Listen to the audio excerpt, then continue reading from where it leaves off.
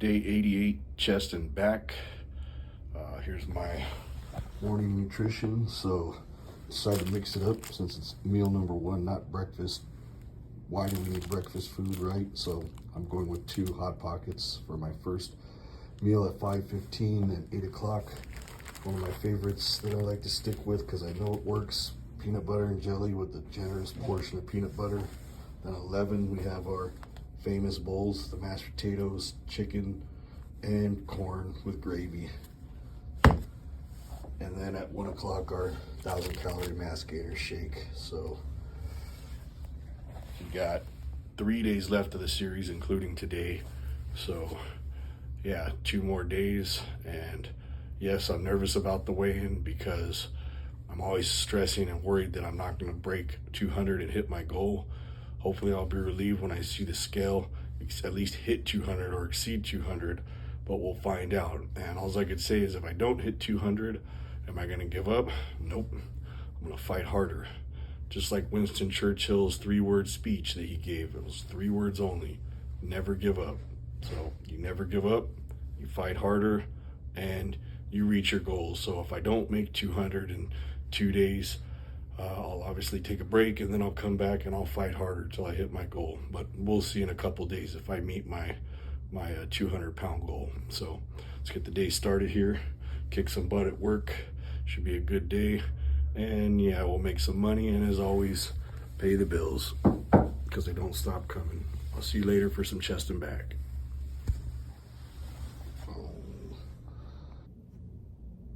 Day 88, chest and back. Today we're going to talk chest. So the exercise I picked for my content is cable flies. So we've talked about dumbbell flies, and I've kind of in the same content talking about dumbbell flies. I had to contrast and compare to cable flies, so I'm kind of just going to do the same thing but in reverse. So for me, I like them both equally. I don't like either one specifically more for any such reason. For example, today in my chest routine, I did both. I did incline dumbbell flies, and then I ended it with just regular cable flies. Both definitely have their place and their purpose in bodybuilding, and they both are very effective. I can't say I like either one better than the other. Yeah, it's tough. I almost want to say I was leaning towards dumbbells, but then I'm thinking, man, flies are pretty darn effective too. So it's that one's really hard to make a choice. And this is where the old school guy in me kind of leans towards the new school and says the cables are important, just like the dumbbells, because there's no denying that. Cables, machines, they all have their place. They all have their purpose in bodybuilding, so I can't really favor either or. I mean, I do kind of prefer free weights a little more just because I'm old school and I like the feel, the sound, the whole nostalgia of, the clanking of the weights and the rusty bar. There's something about all that just feels good on your hands. The gnarls on your hands of the weight bar, of a dumbbell or a barbell. There's just something that can't replace that feel. And when you sit on a machine, it's got a padded grip, or you use a cable and it has a handle, it's just not quite the same feel as gripping a dumbbell or a barbell. And if you're old school like me, I'm sure you would completely agree. There's just something about the feel of a dumbbell or a barbell in your hands. And it's definitely the gnarls. When I say the gnarls, those are those little bumps on the weights that develop the calluses that you earn. And I say you earn because these calluses are definitely something that you earn over the grueling process of bodybuilding or just being fit. Your hands build up calluses from the gnarls on the bar. My pull-up bars, man, or these ones, which one is it? This one, I still haven't worn these gnarls down. These are the gnarls. When I go to wrap my wrist wraps around this V-bar, I have a hard time. When I go to release them, they're stuck on there because of the gnarls. The cloth gets stuck, but I love that feeling. I haven't been able to quite wear it down yet. I've been using this thing for a while. Same thing with my pull-up bars. They're finally starting to wear down a little bit, but just something about that feel that, you know, nothing can replace. And the sound of the clank of the weights, the plates as they shake when you do a set. Now I really can't hear them because I wear headphones, but there was a time when we'd be working out in my buddy's backyard, man, listening to music and just chilling and, you know, talking and pretty much having a freaking good time, man. That's the only way I could explain it. You know, we're just back there bonding, having a good time, laughing, whatever, you know, just sharing our experiences for the day. Just a couple teenagers having a great time. And, you know, the sound of the weights, you know, taking turns doing sets, just nothing like it, man. I remember those days, and it seems like it was just yesterday, but man, I stop and think, I'm like, we're talking over 20 years ago, 20 years ago, but in the blink of an eye, here I am. And man, I miss it. I didn't realize, you know, at that age, you know, 17, 18, 19, you don't think about getting old. You really don't. You feel like you're gonna be like that forever. You know, it took, you know, a year back then was a long time. Like a year out of your life was a really, like, you know, as you approach your 21st birthday, just a year felt like a really long time. Now it's like a year is nothing anymore. A year is just another tax season. Tax season's here again.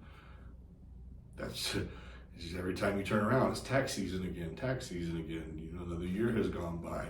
You look back and it's like, wow, okay. But anyways, enough about that. I'm getting way off a topic here. I apologize. So back to the exercise at hand, and we were talking cable flies. Now on a cable fly, you have what is considered constant tension, okay, on a cable. So as you're going up, you have that tension, and as you come back, there's also tension on the cable.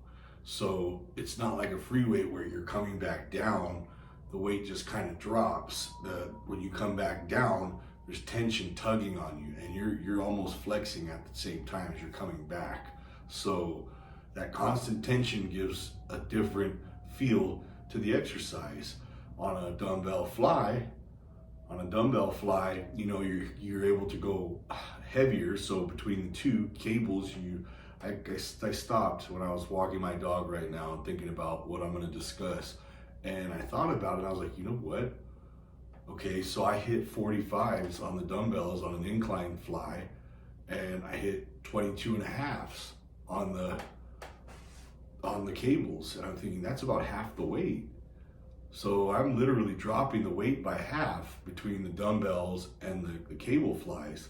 That goes to show you how much heavier things are on a cable. Now also keep in mind, one thing I was told, I don't know if this is a myth or if it's true, but I was told that each pulley that the cable runs through adds, I want to say 2.5 pounds. I think they said 5, but realistically, I think each pulley that the cable passes through adds an extra 5 pounds onto what's marked on the weight plate. So you kind of got to take that, count the pulleys, and then add that extra weight per pulley to what's on the plates. That would make sense as to why it's so much heavier when you use a cable. So now on the flies, the dumbbell flies, you're going to go heavier, right? So with the heavier weight, I like to keep constant tension, and I don't contract at the top. Whenever I do heavy weight, I do not focus on contraction. With heavy weight, I focus on leaving the constant tension. That way, the muscle is constantly under tension. So it doesn't make sense to contract with heavy weight, because you're gonna throw your form off, and you're not gonna get a good contraction because it's heavy, and you probably could hurt yourself if you try to contract lifting really heavy weight. I'm not saying you can't do it. I just don't prefer to. So when I'm doing a dumbbell, I go heavy, I leave constant tension. I don't contract at the top. I don't touch the dumbbells. I leave that gap, and I come back down, you know, with a controlled manner. But you're always dropping it back down, as opposed to when you're doing the cables. I do like to contract because you have that ability, because you're going a little bit lighter. So I use the contract and hold method on these. You'll see. I did it with the machine flies. With the machine fly, I did it with those. I explained to you the contract and hold method, which is very, very effective for the center of the chest. Now, to discuss what part of the chest this is hitting, the main focus of a fly is to hit that inner part of the chest, and that part is mainly done at the end of the movement. So when you contract and then you're gonna squeeze. So I like to half rep until I can't do anymore. I hold, I squeeze, and I count backwards from 5. I go 5, 4, 3, 2, 1, release. That's contracting and holding, or what they call time under tension. I just makes sense to me, contract and hold. So you want to half rep, really get that squeeze at the end when you're half repping, and just focus right on that center part of the chest. Just really half rep and contract at the same time, and then just hold and contract, and just put all that focus on the center of the chest. Just mind muscle connection right there. Boom. 5, 4, 3, 2, 1, release, and back down. Okay. So this being a main center or inner chest focused exercise does not mean that it's not hitting other parts of the chest. So on these cable flies, or even on the dumbbell, when you get to the bottom of the movement and you hit the stretch, you're getting that outer chest. So if you want to get technical, these are a great overall chest workout. It hits the whole pec. Mainly focused on the center because you get that control at the end, which helps you really focus the energy at the end towards the center. I can't emphasize that enough. Towards the end, when you're half repping, you want to really put the strain on that chest, contract. As you're half repping, contract. And when you hold, really just hold it right there, contract it, and just put that mind muscle right there. But on the stretch, you want to stretch here too. So when you come back up, what are you hitting? You're hitting the outer chest. And as you come up, it moves towards the center. So therefore, you're hitting the whole pec. That's why cable flies and dumbbell flies are a very important movement for chest, because it's an overall chest workout. They're very, very crucial to a fully developed chest. You could do them on an incline. I've never done them that way, but I bet you, I know that was Rich Piana's one of his favorites, an incline fly. It's probably very effective for hitting the upper part of the chest. I've just never had the patience or the time to bring the bench over to the fly machine and try it. But I encourage it, because it's another good way to get a fly in for another part of the chest. You hit the upper part doing them on an incline. So yeah, that's about it for cable flies. Hopefully that helps. The key points to remember, like I said, the main focus you really want at the end of the movement is to really focus on that center chest, because that's where you're going to benefit the most from it, and stretch at the bottom to hit that outer chest. Okay, so thank you for watching my content. Last 3 days of the series. Tomorrow I have legs, and I will see you then. So until tomorrow, stay strong and keep it hardcore.